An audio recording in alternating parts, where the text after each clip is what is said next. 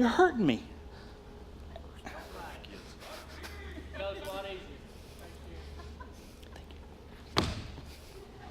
Bring it on. I can explain. It was a simple traffic stop. They asked me for my license and registration. I said, fine, let me hold your gun. And he didn't have a sense of humor, and he arrested me. You ever noticed a mugshot?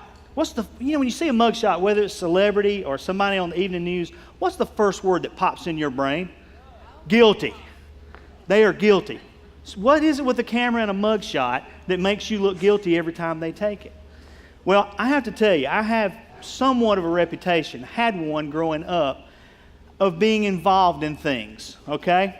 In high school, I wasn't a bad kid. I made good grades, but if something was going down, Kip's fingerprint was all over it, okay? And I have to tell you about this one particular instance that happened in geometry class. And I had my good friend with me. We'll call him Jeff because that was his name, okay? Jeff and I managed to run together. We were Laurel and Hardy. We got into everything. And one day in geometry class, we're sitting there on the back row because we're good Southern Baptists. We're on the back row of geometry class.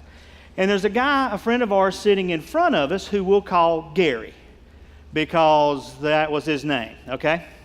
So at Parker High School, we're sitting in geometry class, and Gary's in front of us with his head down like this, sound asleep. It's geometry class, okay? Well, Jeff and I, being the observers of life that we are, noticed that on the back of Gary's neck was a zit of mammoth proportions. This was the mother of all zits on the back of Gary's neck. You could see his heartbeat in this zit. It had a soul, okay? Ripe does not describe the condition of this zit. Well, being the observers of life we are, we realized that we had to have an intervention, okay? You know how you can fold a piece of paper up real tight and put it in a rubber band and shoot it about 100 feet? We had paper, we had a rubber band, we had a plan, okay? So Jeff folds up the paper real tight, and as the teacher turns around to write on the board, he launches the piece of paper into the epicenter of the zit, okay? Gary woke up. Immediately, he hit the ground like he'd been hit with a sledgehammer. He was screaming to the top of his lungs. Immediately, our teacher spun around and said, Kip, Jeff, to the principal's office now. She had no idea what had happened. She just knew that we were involved in it. And that was my life in high school, and even today, people blame me for all kinds of stuff. That's what we want to talk about today. Is there enough evidence to prosecute you for being guilty of a crime, especially the crime, if you want to call it, of being a Christian? Is there enough evidence to prosecute you? In America, you're innocent until proven guilty, right? Well, not in my world. I was always guilty until proven innocent. And that day, we went straight to the principal's office, and kids that are here today, back in my day, you got licks with a boat paddle. We got 5 licks apiece, and it was worth every one of them. Every one of them. The zit was gone, too. It was taken care of.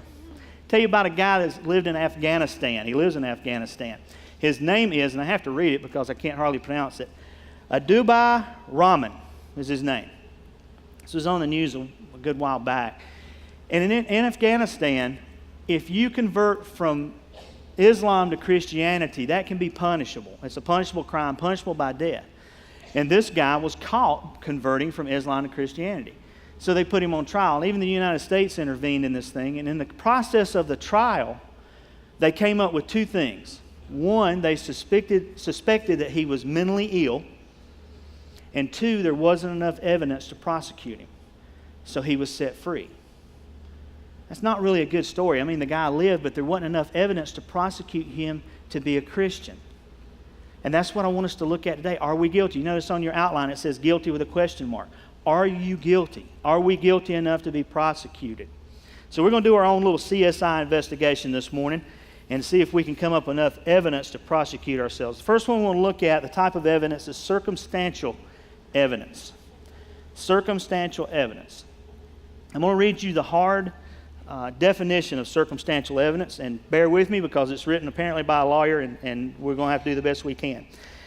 Circumstantial evidence is evidence not bearing directly on the fact in dispute, but on various attendant circumstances from which the jury or judge might infer the occurrence of the fact in dispute. Would you like for me to repeat that so you can write it down word for word? No need to. What circumstantial evidence is things that allude to what's going on. It's not the crime. When I was busted in geometry class at Parker High School, I wasn't busted for the crime that was committed because the teacher didn't even know what crime had been committed. She just knew that due to circumstantial evidence and my record that I was involved in it. And she was right. Okay? So it's things that lead up to it. Circumstantial evidence. Now I want us to look at a guy in the Bible that had a lot of circumstantial evidence that he had to deal with, and it was Peter. And these are the verses that you have in your outline in John. And this is the story. Before Jesus went off to have his trial and he was ultimately crucified, he told Peter, "You are going to deny me 3 times." And Peter said, "No way." And of all the people that Jesus hung out with, Peter would be the least likely one to have backed out on him. But look, this is the narrative of what happened. In John 18 it says, "You are not one of the disciples, are you?" the girl at the door asked Peter. He replied, "I am not." And on into John, verse 25, it says, "As Simon Peter stood warming himself, he was asked, you're not one of the disciples, are you?" He denied it, saying, "I am not." One of the high priest's servants, a relative of the man whose ear Peter had cut off, challenged him. "Didn't I see you with him in the olive grove?" Again, Peter denied it, and in that moment a rooster began to crow. The prophecy came to pass. But one of the interesting things about this story is, no matter how hard Peter tried to deny it, they kept saying, but you did it. You're one of those guys. We've seen you hanging out with him. Didn't you lop that guy's ear off? There was enough circumstantial evidence to put him in the group with Jesus that he could not deny it. Do we have enough circumstantial evidence to prosecute us like that?